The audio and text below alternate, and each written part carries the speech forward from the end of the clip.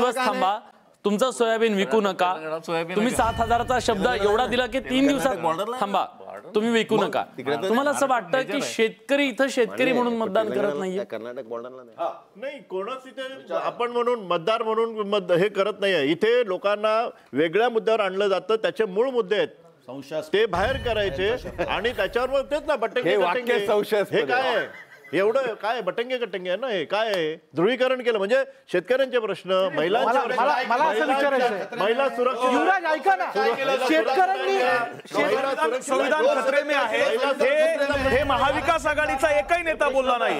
ज्योती मिर्झा राजस्थानच्या त्यांनी सांगितलं, अनंत कुमार यांनी सांगितलं, राहुल बोलले असं नाही बोलले. हा मुद्दा या निवडणुकीमध्ये चांगला चर्चेत राहिला, ज्याची सुरुवात जिथून झाली. माजी खासदार किरीट सोमय्या आपल्यासोबत आहेत. किरीटभाई, सुरुवातीला हा मुद्दा उचलला तोपर्यंत कुणाला वाटतही नव्हतं की एवढं रिझल्टिंग ठरेल. अगदी कुठं कुठं काय काय मतदान झालं, वोट जिहाद या शब्दाला आक्षेप, तुम्ही सगळ्या भागात फिरलात. आत्ता निकाल बघून नेमकं काय वाटतं? असं आहे की उद्धव ठाकरेंनी महाराष्ट्राच्या जनतेची फसवणूक केली. राहुल गांधीचे आशीर्वाद होते. लोकसभेत त्यांनी भेंडी बाजार, मोहम्मद अली रोड, मालेगाव असो की बैंगनपाडा असो की बहरामपाडा असो, भिवंडी असो, मुंब्रा असो, ज्या पद्धतीने प्रचार केला, मोठ्या प्रमाणात मौलाना मैदानात आले आणि त्यांनी त्या लोकांना सांगितले, मुस्लिम भाइयों ये धर्म युद्ध है, जिहाद के लिए वोट करो. हे सगळं लोकसभेनंतर विश्लेषण करून मी आमच्या कार्यकर्ता समोर, पार्टीच्या नेतृत्वासमोर ठेवलं आणि त्यांनी मान्यता केली की हो, एक महत्वाचं कारण वोट जिहाद आहे. विधानसभेत तेच करायचं परत सुरुवात केली.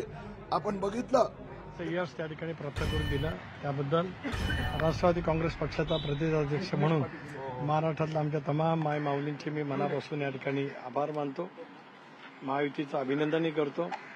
राष्ट्रवादी काँग्रेस पक्षाला सुद्धा अजितदादा, प्रफुल्लभाई यांच्या नेतृत्वाखाली जवळपास 40च्या आसपास जागा मिळाल्याची माहिती आहे.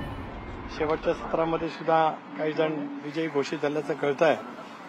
यश जे मिळालं, प्रचंड पद्धतीची मेहनत, दादांनी घेतलेल्या प्रचाराच्या सभा, त्या अगोदर जनसन्मान यात्रेच्या निमित्ताने संबंध महाराष्ट्र आम्ही जो ढवळून काढला, फार मोठ्या प्रमाणावरती महिलांचा मिळालेला प्रतिसाद, आमचे सर्व उमेदवार, माझी सर्व संघटना, प्रदेश पातळीवरची आमची संघटना, माझे जिल्ह्याचे अध्यक्ष असतील, प्रदेश महिलांचे अध्यक्ष असतील, युवक असतील, फ्रंटल ऑर्गनायझेशनचे असतील, या राष्ट्रवादी काँग्रेस पक्षाच्या सर्वच कार्यकर्त्यांना मी मनापासून धन्यवाद देतो.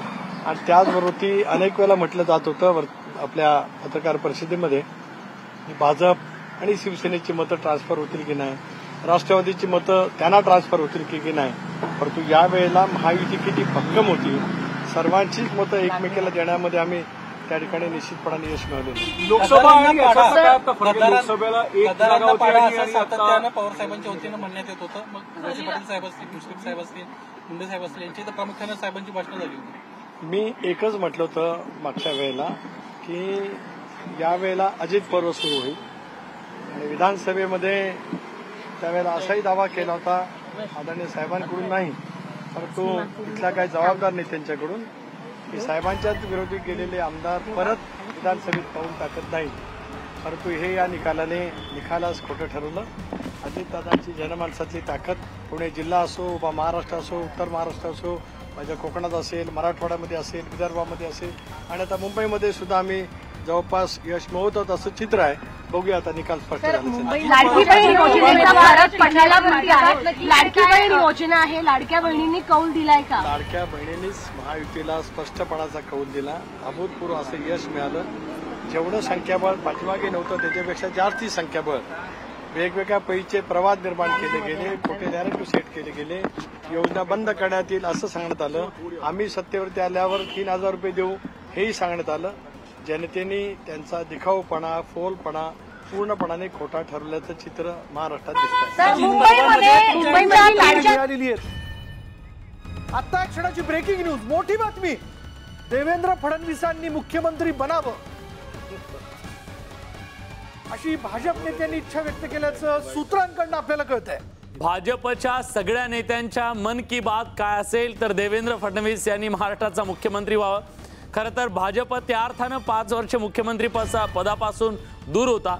105 आमदार निवडून येऊन सुद्धा त्यांना पहिले 2.5 वर्ष सत्तेपासून दूर ठेवण्यात आलेलं होतं आणि त्यानंतर मुख्यमंत्री राहिलेल्या देवेंद्र फडणवीसांना उपमुख्यमंत्री व्हावं लागलेलं होतं. पण पक्षासाठी त्यांनी तो निर्णय घेतला.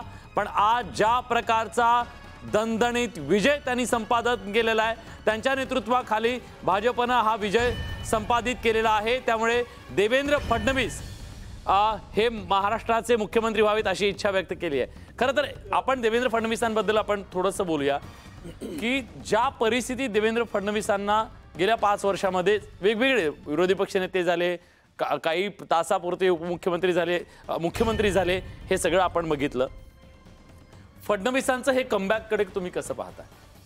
मुळामध्ये फडणवीसांना जर मुख्यमंत्री करायचं असेल तर भाजपच्या आमदारांनी नेत्यांनी की त्यांना मुख्यमंत्री करा हा घोषणा होणं व्यर्थ आहे.